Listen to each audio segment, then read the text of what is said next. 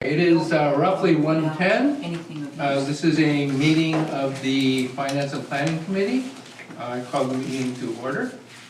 First item on the agenda is approval of prior minutes. Have you gotten any, no. Have you gotten any comments Have I gotten any comments? on the meetings? Okay. No. Any? Oh, go ahead. But I do have a correction to what we approved October 20th. I put in that we approved the minutes from October 13th, which was the budget presentation, and it should have been the meeting from October 6th. So I Okay. need to go back and correct that. Ella did a good catch. Okay, very good. But I've had no comments on the ones set out for the 27th. Okay. Do we have any comments regarding those minutes, the one from the 27th? Okay. With that, I ask for a motion to approve the minutes. Make a motion to approve the minutes? Do consent. Do we do a separate motion for the ones, for the correction for the October 20th ones? We can do that. Okay. It's just a, Well, why don't we just do both? that was my thought. It's a formality. Okay. Second? Second, anybody? I'll second. Okay. All in favor? Aye. Okay, so approved. Everybody had a chance to see the agenda. There's one change to the agenda, on item 6, under new business, electronic voting cost evaluation. We've been asked to drop that, so we will not be discussing that. With that, any comments on the agenda? Do we have a quorum? How many does it take? Well, that's a good question.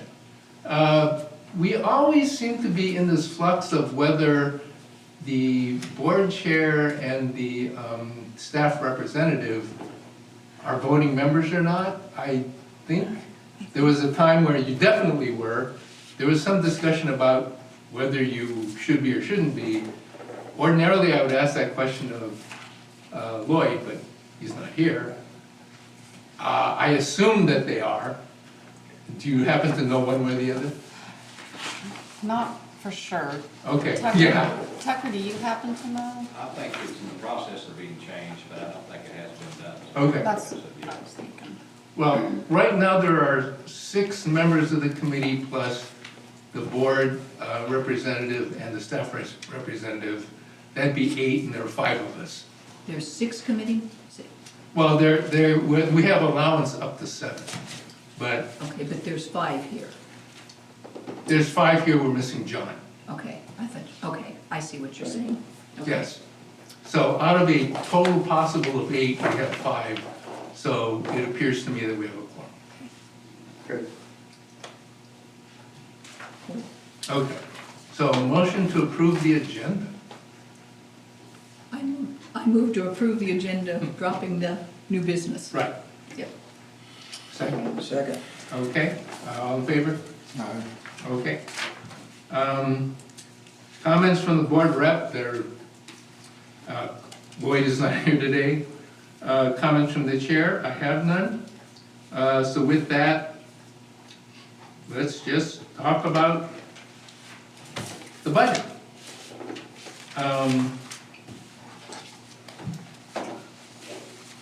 I guess there are a bunch of issues that we have to kind of grind through.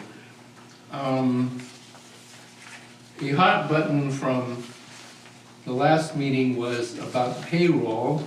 Karina had provided a reconciliation of the payroll from 2019 to 2021 budget.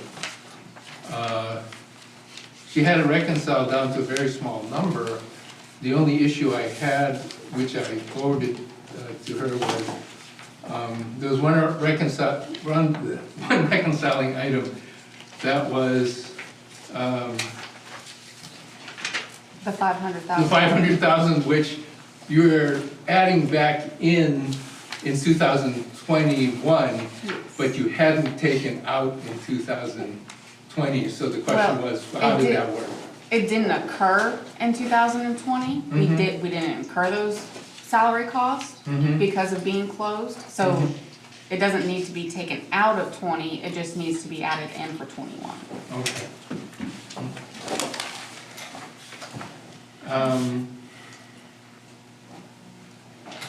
I guess a lot of the comments, there were very few comments really about the numbers themselves. We were looking for, I guess, one thing was consistency at the division level pages, because they didn't have, well, I mean, they had all the same numbers, but they didn't all describe what was in them, and it didn't describe like the specific strategies, things like that, so. Yeah, the verbiage wasn't all completed Right. at that point in So, time. under the, what I would call version 3, but if we look through that, yes, they are, just looking at it, they're more consistent. I think another thing we were asking for was budget guidance, key strategic and policy compliance summaries, and strategy overviews. So these have been added to the presentation, so that seems to be done. So that there's more narrative. Are there other things in the update that you think, you know, are of note and you'd like to point out to us? Because we certainly don't have enough time. to go through Formatting that. is the main thing that has changed. Having the opportunity to go through and update all the verbiage, as we've said. Right, There was a small difference in the payroll due to some shifts that we had planned that, but it's very minimal. mhm, And so the new packet you just received reflects those changes. The walk forward really still stands because like I said, it doesn't equate to enough to do the recalculation. mhm, okay. Really, that is about all that has been changed. Okay. So this is what the board will be presented to Yes. tomorrow? Yes. Okay. So I guess as a matter of just calendaring, tomorrow the board will be meeting in a workshop format, and I presume you and appropriate members of the staff will be presenting Yes. this to the board. Okay, very good. With that, I had a small boatload of questions about the capital items. You had prepared new capital exhibits. Yes, previously what I had provided you last week Right. was the input that was going straight into the budget while we had a more detailed listing. I just needed to be able to finish formatting that and so forth, so that's what you've been provided today. Okay. So you will find that a lot of the items were consolidated on what you received last week, and that is because they go into a specific GL account. This is broken down more on a job-by-job basis. Okay.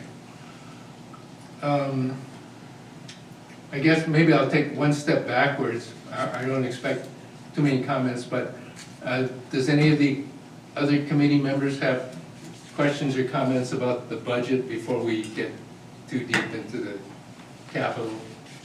Well, since he said stupid questions are allowed, on the innovation, it's just the gate contract. I was noticed on the gate contract was moved to innovation, Yes. and the 617,000 is included in the 816 salaries with, No, it's not in salaries, it's in Okay. contract, which is not part of our Which is- internal salaries.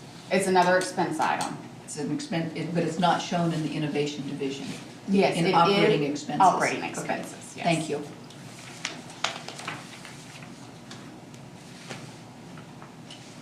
Okay. No other questions about the budget presentation? So let's move on to capital. And Jason, I think you're up. Okay.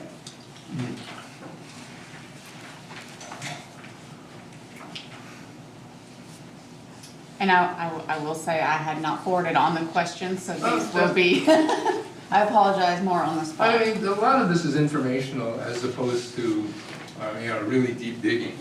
I'm sorry, I had one quick question. Oh, sure, yeah, please. I couldn't be here last week, so this may have been discussed. And I realize the horse is probably already out of the barn, but there's a statement about liability and health insurance. Both increased 10% and 11.7%.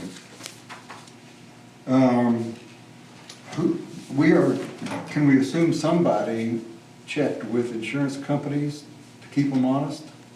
Yes, we have a large firm that we deal with that does our health insurance and our work comp. We also have a different company that we do all of the rest of our liability insurances with. It's not a surprise that it has gone up this much. It was timing and the fact of when budget had to be prepared and when we got that. So So they shopped. they do. They go out and try to find the best coverage that they can do with, and you don't have a lot of time to go in and change your mind. It's kind of, you take it or leave it at that point.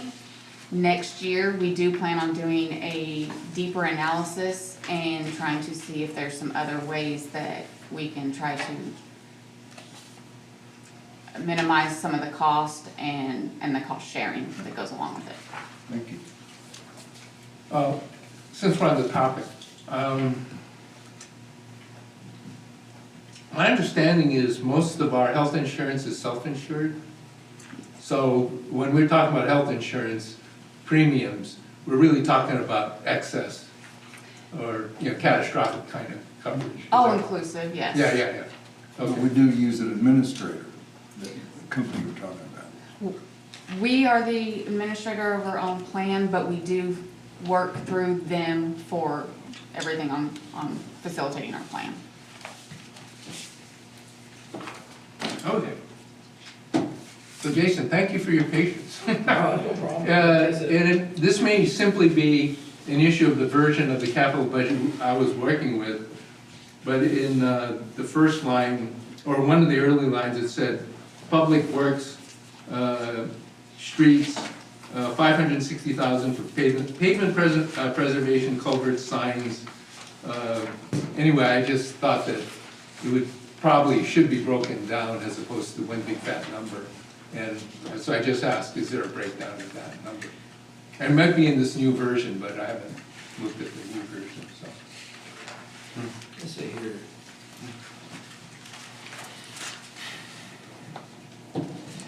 So in this breakdown, it does break it down. Which one? And number, if you look at row number, starting with row number 69, Okay. you'll see 400,000, and that is a change in respect that it was 150,000, and then we rolled over 250,000 from the 2020. Make sense? Mm-hmm. So that, and then just going down line by line, the street preservation program, 150,000, that's a significant reduction than what we normally do. Asphalt repairs, 40,000, culvert rehab, replacement, those are in-house staff doing those projects, 60,000, of which we will probably, the staff has gotten so fast at this, it'll probably burn through that project by mid-year if they just focus on culverts. Signs, tremendous, it's amazing how much it costs to keep the signage fresh here and changing. We're still replacing a lot of street signs, so we go 60,000, pavement striping, 20,000, crack sealing by staff, 10,000, crack sealing by general contractor, 50,000, that'll go quick.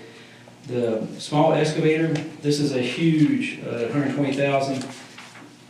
Well, that is a huge,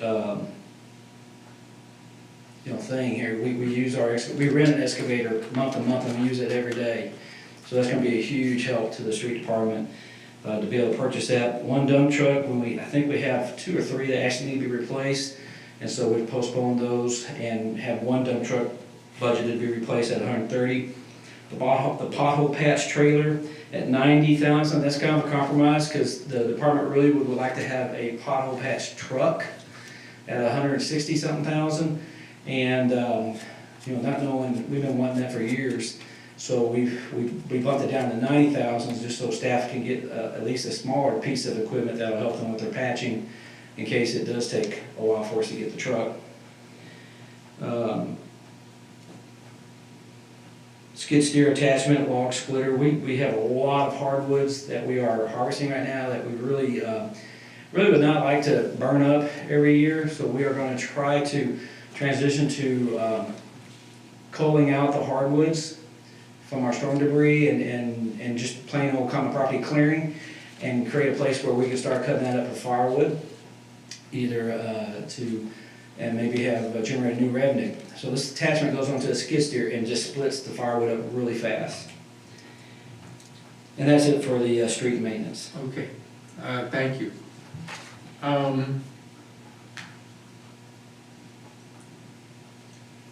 Okay, again, in the previous version, a couple of the line items had very cryptic notes.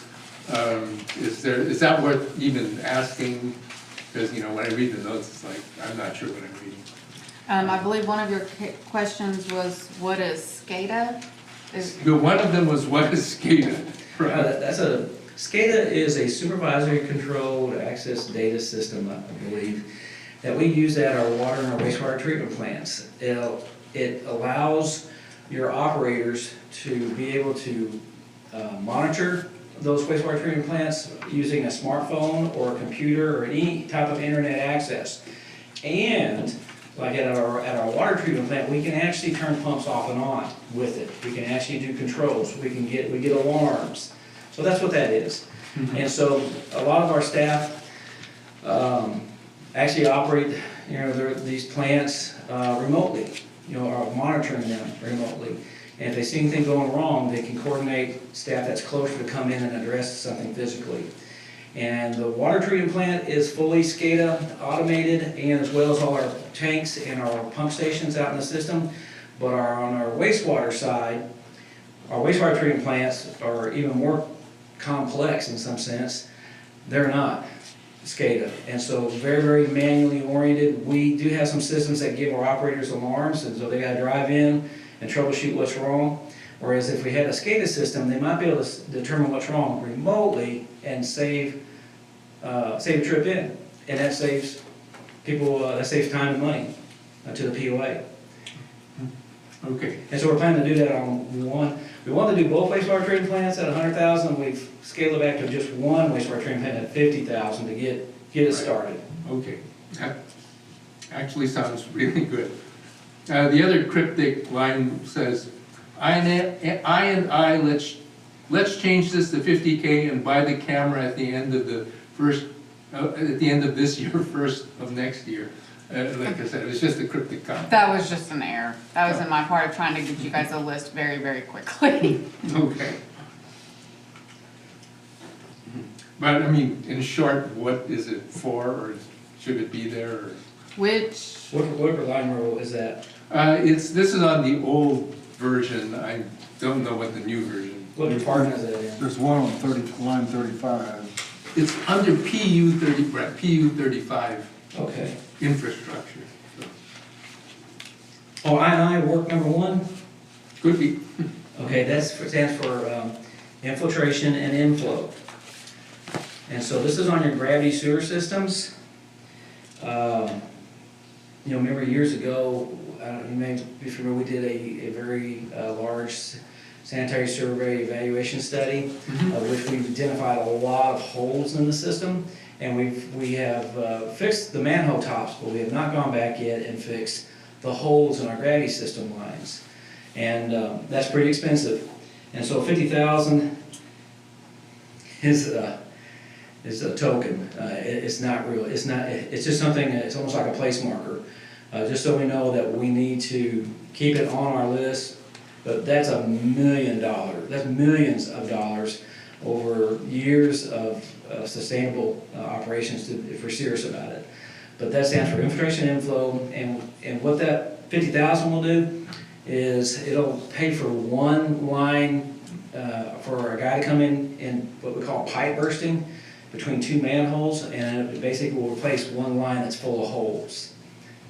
And that's not even making a dent in the problem. But it is on the radar, and we do have a large plan that when the day comes that we can get that funded, you'll be seeing a lot of money going towards that, mostly on the west side of the village, in the older sections.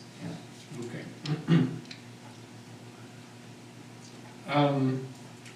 I guess trying to work with the perhaps new format.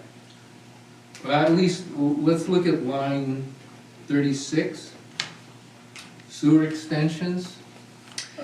What's the idea with extensions? Okay, so you'll see this also on the water extensions. Yes, On yes. line 31 and 32, and then 36 and 37. These are place markers. You got sewer extensions and sewer services, water extensions and water services. Anytime someone builds a house down a street that doesn't have water or sewer on it, we're obligated to extend those water and sewer utilities to that property. And when anytime, and so that's what that's for. We have no idea, sometimes we have some type of idea of what we're gonna be getting into, like with some of the developments that we're already working with. We know there's gonna be developments down the road, or some of the builders are gonna be building in a certain area, and we can kind of plan for it.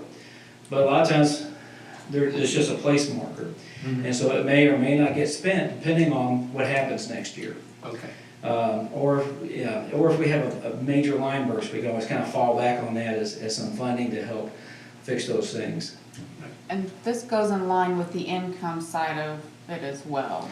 On the services, it does. On the extensions, that could be the flat out cost. But on the water and sewer services, this is the expense side of the materials that we buy to put in a new water service or sewer service to a new home. So every time you have a new home, you have a new water and sewer service.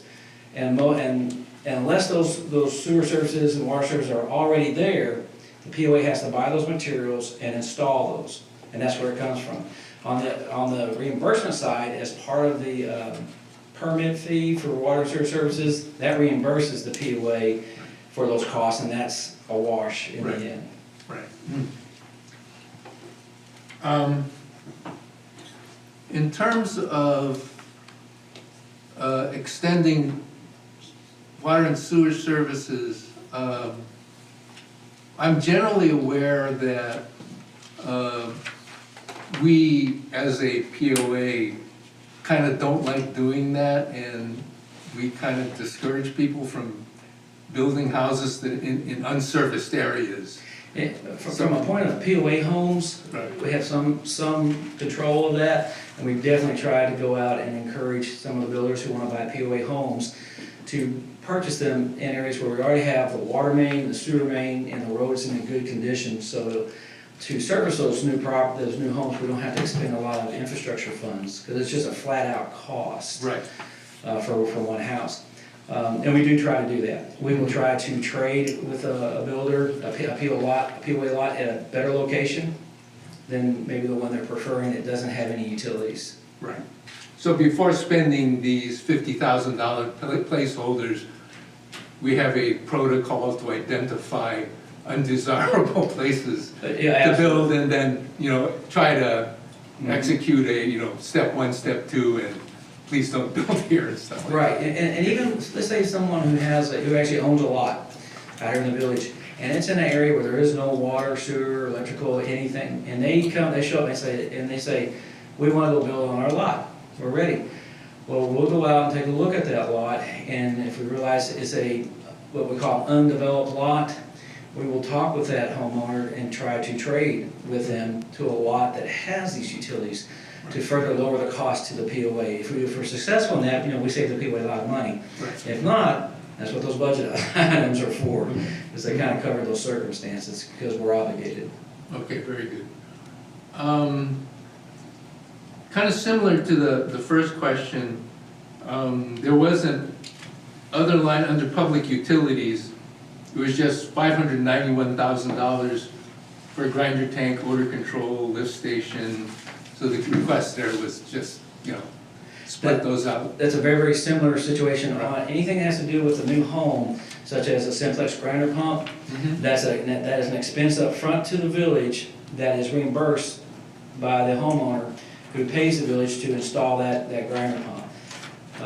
And so it winds up being a wash. You know, so for example, we budgeted $550,000 for simplex grinder pump installations, with the assumption we're gonna have 100 new homes next year. I think we're already at 70 this year, so I think it's a very reasonable assumption to hit 100. I mean, we're gonna, let's go for it.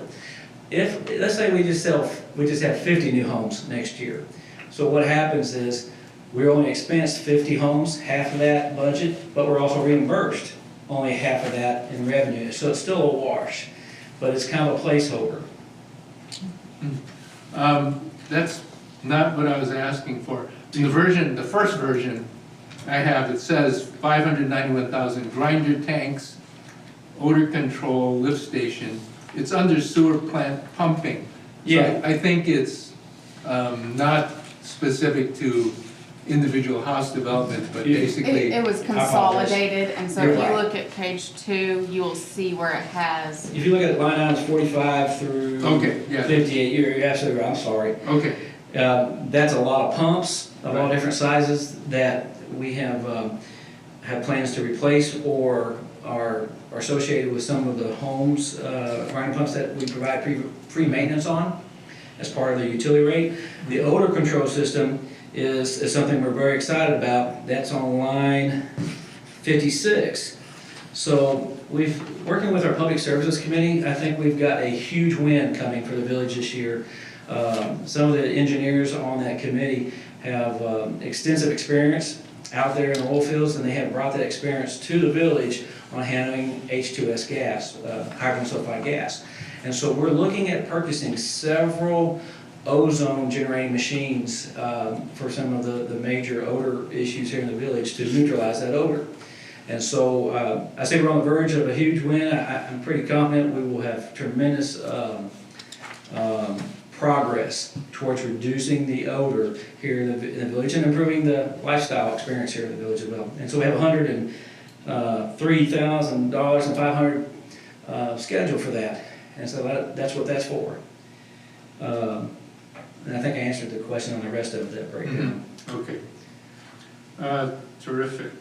I think in the first version of the capital budget, the sanitation truck was not in there. It wasn't in here, this, in, are you- in what?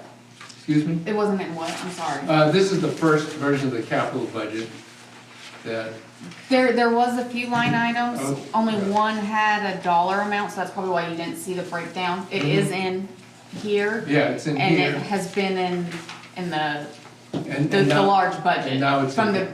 It's been in the large budget from the beginning. Okay, I just, yeah, didn't see it, okay.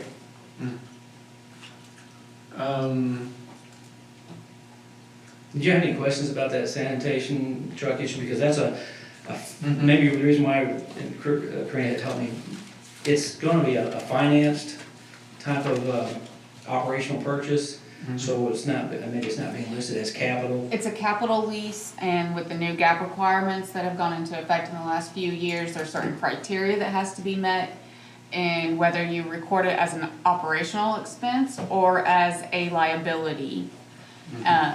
This qualifies as being counted as a liability, although it is a, I believe, 2-year Mhm. rolling lease program, which the condition of our sanitation trucks, they need to be replaced at this point. We currently have 2 years left on the loan already on the books on our sanitation plan. This will help them keep Mhm. the equipment up to date and rolling. But yes, because of the rules, it is showing as a liability, which is why it was included on the first sheet. Interest is included on operational expense, with the remainder of that piece being on the balance sheet. So the funds are in the overall budget, Yes. should the board approve that, so it's in the mix.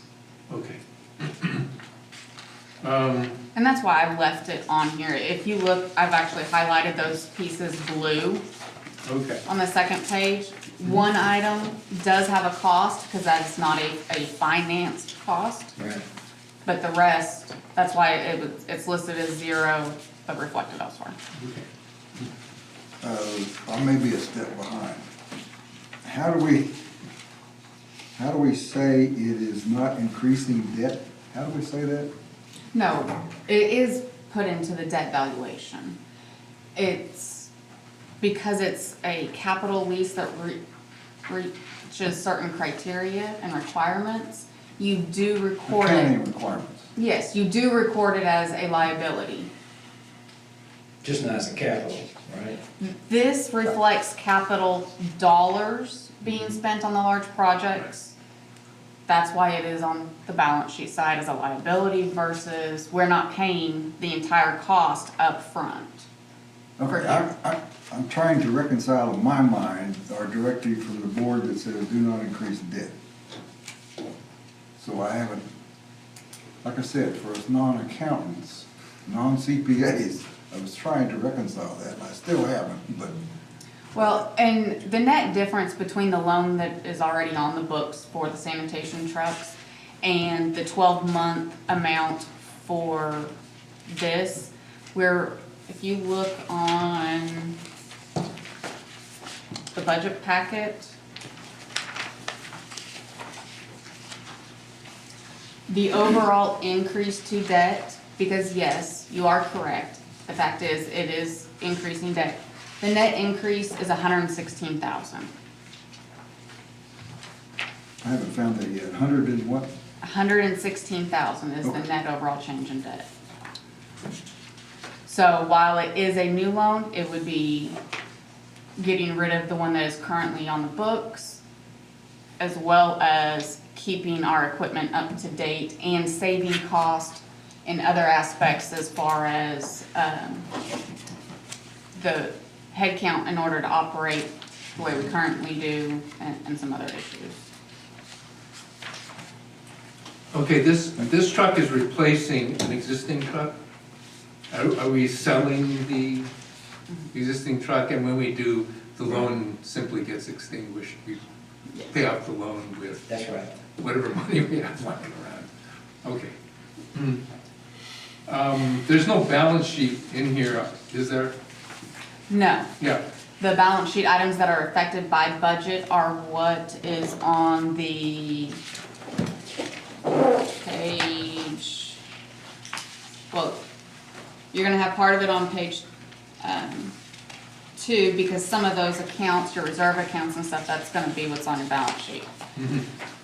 Page, I'm sorry, I keep referring to page 2, because that's, page 4, page 6 are all the balance sheet items that get affected by the cash flow that need to be represented. I mean, the question I intended to ask was, if I wanted to find that item on the balance sheet, where would it be? I mean, it would be under, is there a lease line, or it would just be buried in debt? Are you referring to the loan we currently have? For the sanitation truck specifically. The current loan for the sanitation trucks? Or the new? Well, the new one, yeah. It would pretty much be replacing what is on the balance sheet. Okay, so it'd be under loans then? Yes. Even though it isn't a loan, but it's Correct. accounted for later? Yes, Okay. And then it works its way into all of our ratios? yes. Okay. Well, that's everything I have for capital. Are there any other questions or comments regarding capital? New? I'm not sure that there's anything else to discuss regarding the budget, unless you have something to be discussed, no? I think we've gone over all of the changes. Mhm. I did try to kind of provide you guys a little bit more of the detail for the compensation as far as the prior years and stuff that I sent out in the email, which is included in this packet. And then the walk forward, which I think explains it fairly well, so I don't have anything else to add. Okay. Just one question for Sure. Jason, on the rollout on the new truck, are you gonna start like with one subdivision or something like that to work out the bugs with it, or?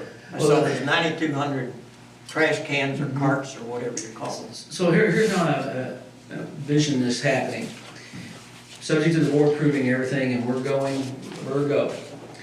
We will order those new 4 trucks, side loader trucks, and the other trucks that go along with it. And we will order the 8,000 something new trash carts, 9,200. 9,200 total. I think we have 1,000 already in-house.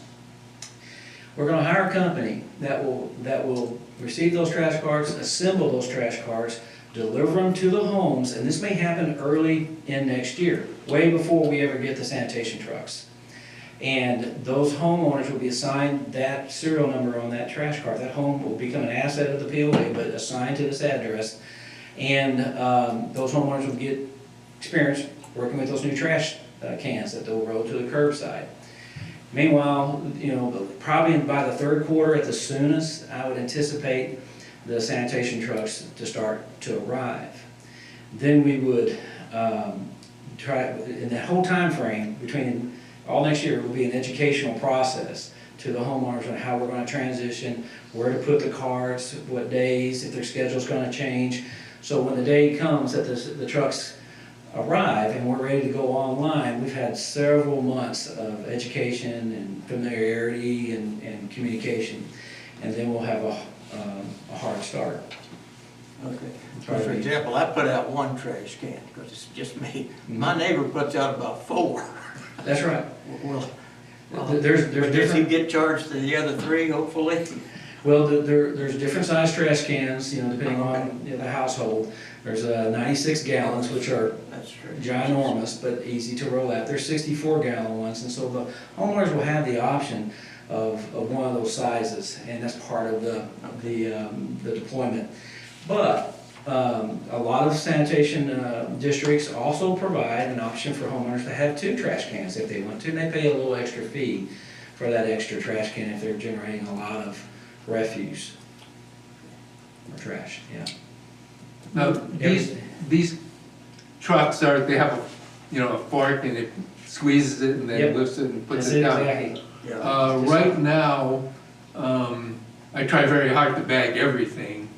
With this operation, are you still gonna really emphasize We the still- desirability of We bagging? will still require, and this is just reading the guidelines that we're gonna be, you know, encouraging the public to do. We will continue to require to bag because it keeps those trash containers clean Mhm. for the homeowner. But basically, anything that's in that can that gets lifted and makes it into the truck gets thrown away.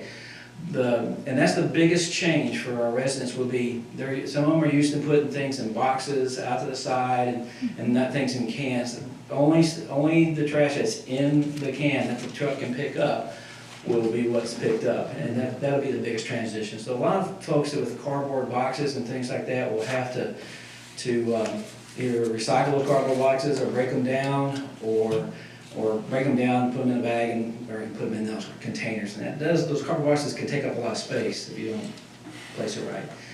That's what all the time frame for is we'll have plenty of time to teach folks how to and get experience working with that. Good, look forward to it. I think that's a great plan. It will really help, and it's gonna cut down on staff, and we're looking forward to having a sustainable, staffable operation down the road. Right. Anything I else? think you said that as a result of this truck, you had a headcount reduction estimate of something like 3. Yeah, And in fact, just maintaining people to staff the current trucks is really problematic, so. it's very difficult. We have to contract out a lot of that labor to actually, what we call the folks who actually collect the trash and put it in the truck. Right. That's very hard, difficult labor to get nowadays. Plus, I imagine there's a lot of liability for those guys too. We do, and you know, being the community that we are, those folks are subject to a lot of needle sticks, a lot of things like that, and medications and things. And we wear a lot of protective gear, double our gloves, things like that, and still guys are getting poked, and gals, actually. We had girls actually help throw, the trash, and they do get poked. And I Okay. believe there's also, because of the current condition of our trucks and the increased workload over the last several years, if we don't convert and go to this option, you guys are looking at pretty much having to buy another We would have sanitation to. truck in order to keep up with the demand. Yeah, we've had some growth over the couple of years, and the way we are operating now for 3 trucks is causing us to pretty much work overtime every day nearly, and that's costing more in labor costs. And the trucks are 4 years old now, so we're about, for a sanitation truck in this terrain, after 4 years, you're about, actually 3 years, you're about to cross over into some maintenance issues. That's gonna be expensive. And so that's why we wanna go to a more where you just have a driver in the truck and nobody has to hand touch anything. And those trucks are automated and with fewer staff. It should really help us facilitate our operations down the road. I don't even know how you find help to get those guys to ride the trucks, to be honest with you. It's getting very difficult nowadays. Rain, You've got the everything else. $14 and $15 hour jobs at Walmart and Target, and it's just very, very competitive. Of course, now our jobs have full benefits, and it's just, to some folks, they realize the tremendous value of that. For our young people who have families, that health insurance is of real value to them. Okay, thank you very much, Jason. Thanks, dude. I did not do my full civic duty here. I'm passing around a COVID sign-in sheet, so could you please enter your name and the other information required.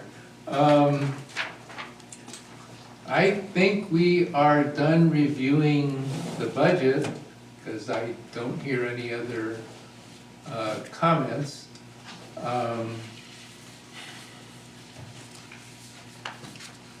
I think under ideal conditions, we would approve or not approve what we've seen. The budget itself is, we've reviewed the numbers and had very few comments.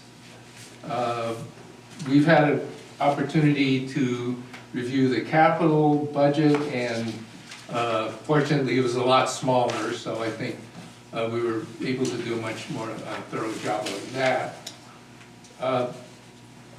I don't know that, this is new to all of us, so I don't know that we're going to, officially take a vote on, do we approve or not approve. I would simply state that we've had an opportunity to review the capital budget. We discussed the items and we're generally satisfied that it's reasonable. The numbers in the proposed budget, I would say it's the same general comment. We really haven't had time to look at the updates, in particular the narrative. So I think at this point, we're as a committee, we're taking a pass on that. But generally speaking, I guess I feel that the numbers seem to be, in line with what we expect, and they seem to be sound. Is there any discussion or discomfort with those, with that statement? Because I think tomorrow the board has to have some idea of what this committee, what our evaluation of the submission was. Okay. I think that's probably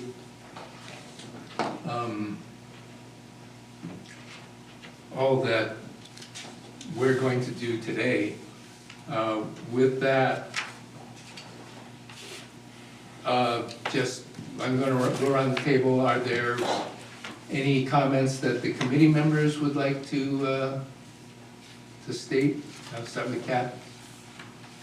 I'm good. Thank you for your work efforts. Yeah, I was thinking that, Kareem, and I wish John was here because he had put in so much work on that with you guys. And a pat on the back to him, so. Okay. Okay. Gary? I have nothing to add. Okay. Yeah, the only comment that I have is to express thanks to you, the entire staff, and getting the budget to this point, and, you know, tomorrow presenting it to the board, and, you know, we're gonna see what happens. In terms of, well, for lack of a better term, bureaucracy, we do have a meeting scheduled for next week at 3 o'clock. Assuming that there are no further budget issues, you know, it'll be, quote, back to normal, unquote.